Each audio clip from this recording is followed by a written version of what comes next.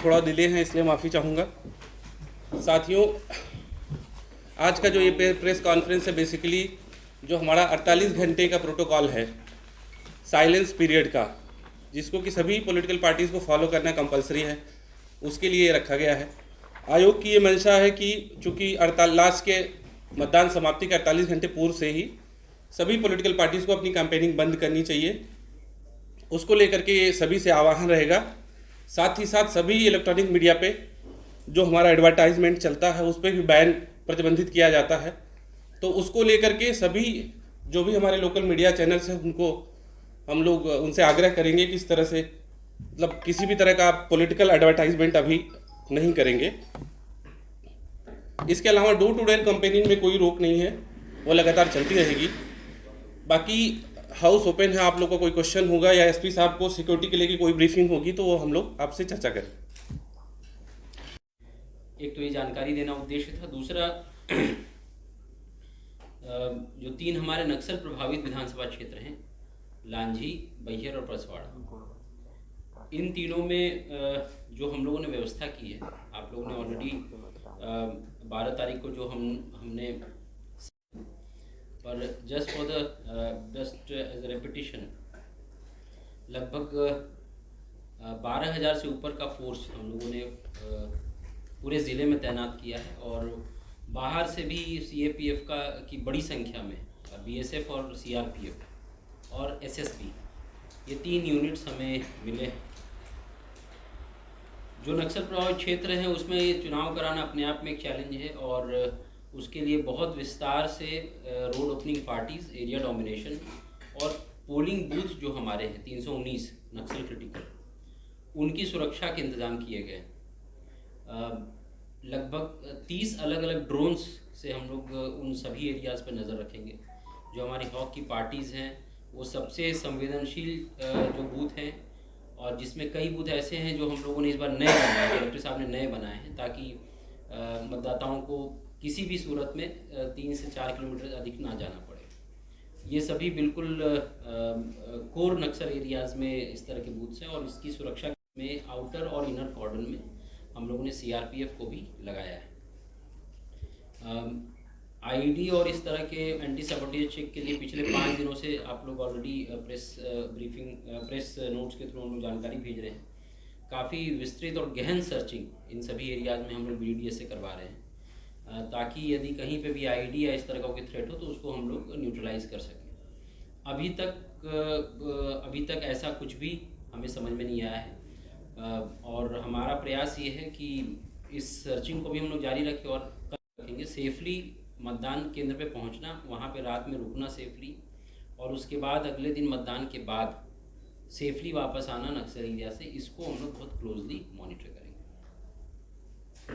और कोई क्वेश्चन होगा आप लोग तो प्लीज़।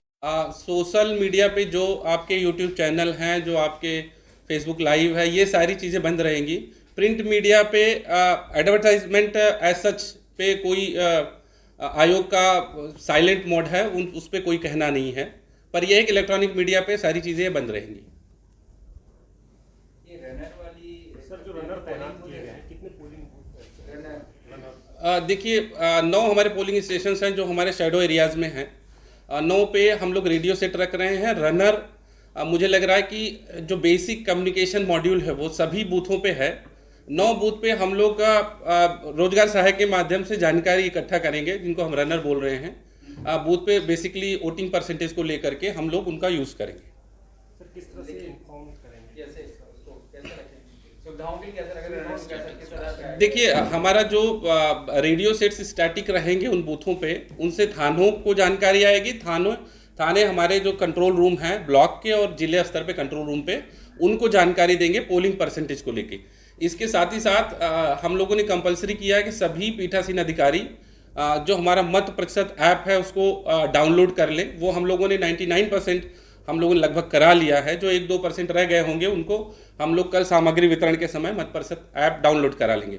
चूँकि इन एरियाज़ में नेटवर्क नहीं रहेगा तो हम लोग रेडियो सेट के माध्यम से पोलिंग परसेंटेज लेंगे। सर, कितने देर में उपलब्ध हो जाएगी वो, कितने घंटे ना पोलिंग परसेंटेज है 11 बजे की 11:30 बजे तक, ऐसे करके 5 बजे तक का हर 2 घंटे के अंतराल पे हम लोगों को पोलिंग परसेंटेज ऑनलाइन फीड करना है बूथ ऐप इसके माध्यम से। साथ ही साथ हम लोग हर आधे घंटे पे वो रिलीज करेंगे हर 2 घंटे के बाद। सर ऐसे कितने मतदान केंद्र जहाँ 3 बजे तक मतदान बंद हो जाएगा, क्योंकि नक्सल प्रभावित क्षेत्र में ऐसा देखा गया कि 3 बजे मतदान केंद्र बंद हो जाते हैं तीनों विधानसभा। देखिए, तीनों विधानसभाओं के सारे मतदान केंद्रों पे बैहर, परसवाड़ा और लांजी, ये हमारे जो हमारा मतदान का समय है वो सुबह 7 बजे से लेकर के 3 बजे तक का है।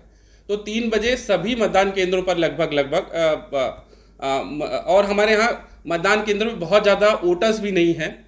आयोग जैसा बोलता है 1500 से ज़्यादा वोटर रहे तो ऑक्सिलरी बूथ होता है।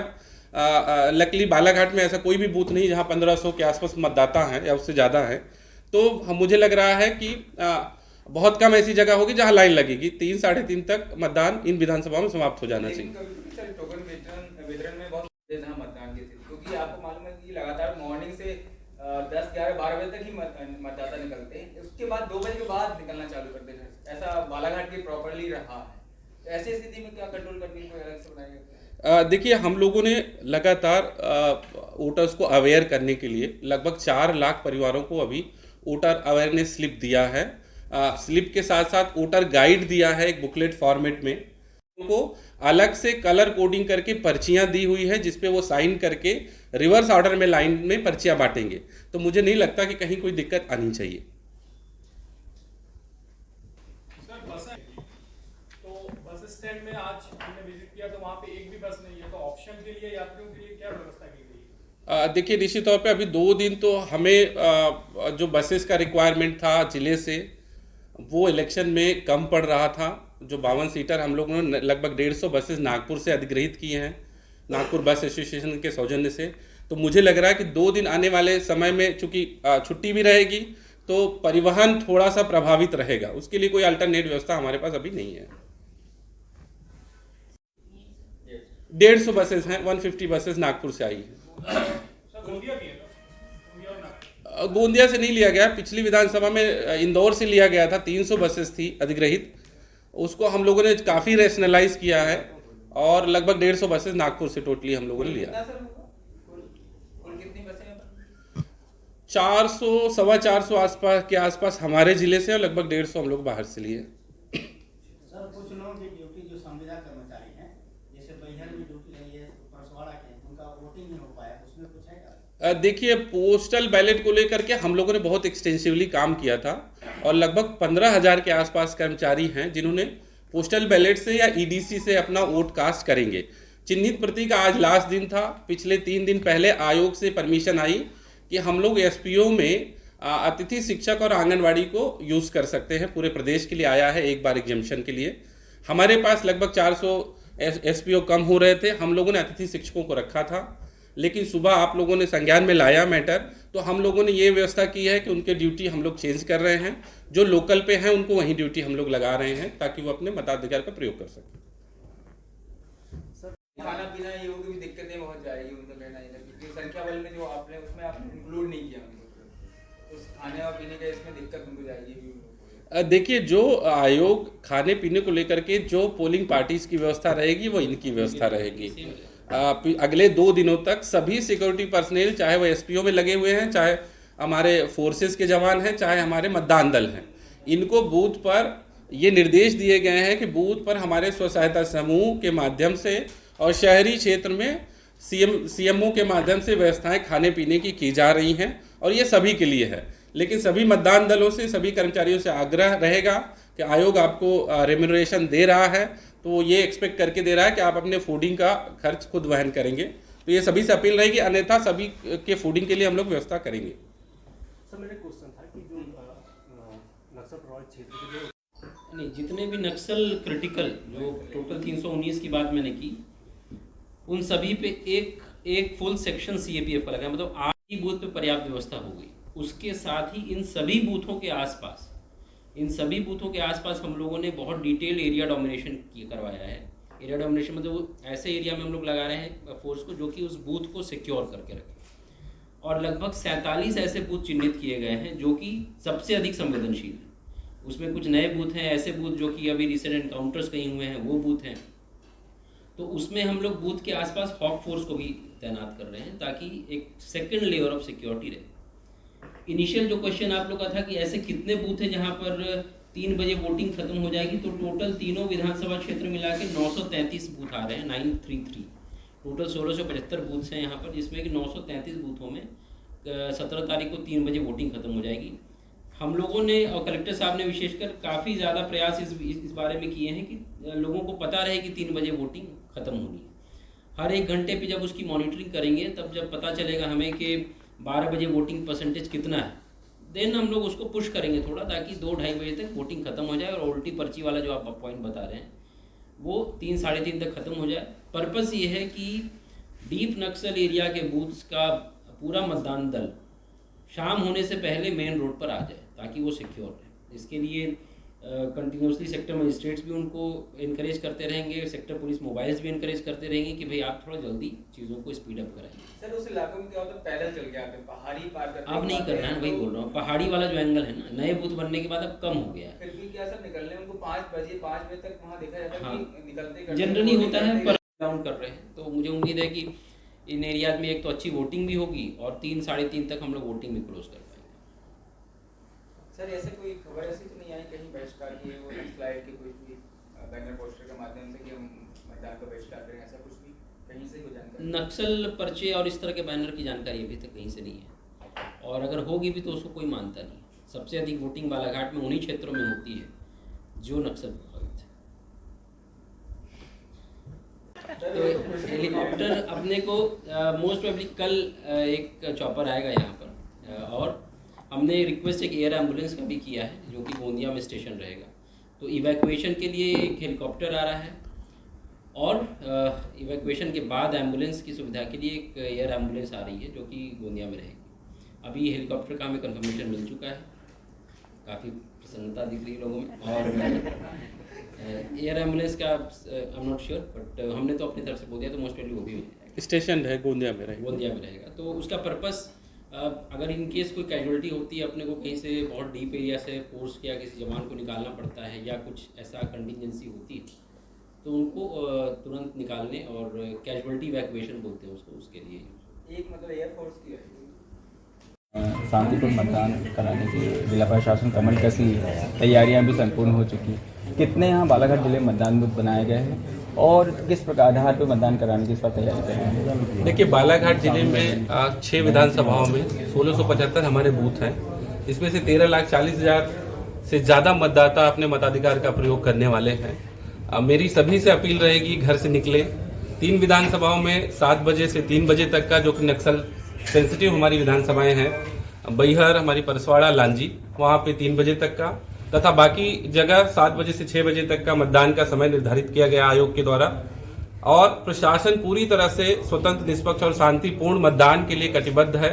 हम लोगों की तैयारी लगभग पूरी हो गई है। सिक्योरिटी पर्सपेक्टिव से हमारे पास पर्याप्त फोर्सेज हैं। मॉनिटरिंग को लेकर के हमारे लगभग 1100 से ज्यादा बूथ सीसीटीवी और वेबकास्टिंग से कवर रहेंगे। 500 से अधिक बूथों पर हम लोग माइक्रो ऑब्जर्वर्स नियुक्त कर रहे हैं। आयोग भी इनकी मॉनिटरिंग लगातार प्रेक्षक के माध्यम से करता है। तो हम लोग पूरी तरह से तैयार हैं, सभी प्लानिंग हो चुकी है। बालाघाट के लोगों से यही अपील रहेगी, घर से निकलकर ज्यादा से ज्यादा संख्या में आकर के मतदान करें। ठीक। 3 नक्सल प्रभावित विधानसभा क्षेत्र है और उन मतदान बूथ कितने मतदान बूथ है और सुरक्षा के लहजे से कैसे व्यवस्था आपके द्वारा की गई कि शांतिपूर्ण मतदान हो, किसी पर अप्रिय घटना न हो? कुल 1675 मतदान बूथ जो बालाघाट जिले में है, उसमें से लगभग 950 बूथ इन 3 विधानसभा क्षेत्रों में है, और उसमें 319 हमने नक्सल क्रिटिकल, जो सबसे अधिक संवेदनशील है, उनको कैटेगराइज किया है। इन तीनों विधानसभा क्षेत्रों में मतदान दल के सुरक्षित जाने के लिए, वहाँ पे सेफ एनवायरनमेंट वोटिंग होने और वापस आने के लिए पूरे रास्ते पर रोड ओपनिंग पार्टीज, काफ़ी विस्तृत एरिया डोमिनेशन और पोलिंग बूथ के आसपास जो सबसे अधिक संवेदनशील हैं, हम लोगों ने हॉक फोर्स की भी तैनाती की है। लगभग 12,000 से अधिक का बल बालाघाट को आ चुका है, हम लोगों ने उसकी डिप्लॉयमेंट भी कर दिया है। 30 से अधिक ड्रोन्स के थ्रू हम लोग इसको पूरा नज़र रखे हुए हैं। BDDS की 10 से 15 टीम्स सेपरेट और पैरेलल में पिछले 5 दिनों से इस पूरे क्षेत्र को सैनिटाइज कर रही है, कोई आईडी या इस तरह का कोई घटना ना हो, इसको इंश्योर कर रहे हैं। डेफिनेटली नक्सल एरिया में वोटिंग पोलिंग कराना एक बड़ा चैलेंज है सिक्योरिटी फोर्सेस के, लेकिन हम लोगों को जिस तरह का फोर्स मिला है, हम लोग मोर देन कॉन्फिडेंट हैं कि काफ़ी सेफ एनवायरनमेंट में पूरी वोटिंग प्रोसेस कंप्लीट होगी। और जैसा कलेक्टर साहब ने बताया, बहुत ही विस्तार से, बहुत ही विस्तृत, बहुत ही कॉम्प्रिहेंसिव तैयारी जिला प्रशासन की गई। जिस तरह से इस बार मुताजा हेलीकॉप्टर से भी नज़र रखी जाएगी, हर बार रखी जाती है, ड्रोन से भी रखी जाती है, तो किस प्रकार की स्ट्रेटजी बनाई गई कि ऐसे क्षेत्र जहाँ की इन्वायरमेंट फॉरेस्ट का एरिया है, उस जगह पे किस प्रकार की रखा गया आपके पास? मॉनिटरिंग के लिए तो कंटिन्यूस हमें फीडबैक मिलते ही रहेगा कि कितनी वोटिंग हो रही है और किस तरह का है। बाकी बड़ी संख्या में sector police mobile, sector magistrates इनको लगातार मॉनिटर कर रहे हैं। हम लोग का भ्रमण रहेगा वहाँ पर। जैसा सर ने बताया, 1100 से अधिक बूथ ऐसे हैं जिसमें लाइव वेबकास्टिंग हो रही है सभी जगहों से। तो मुझे लगता है कि बहुत ही तैयारी के साथ जिला प्रशासन इस चुनाव को करवाने में सफल रहेगा। Thank you.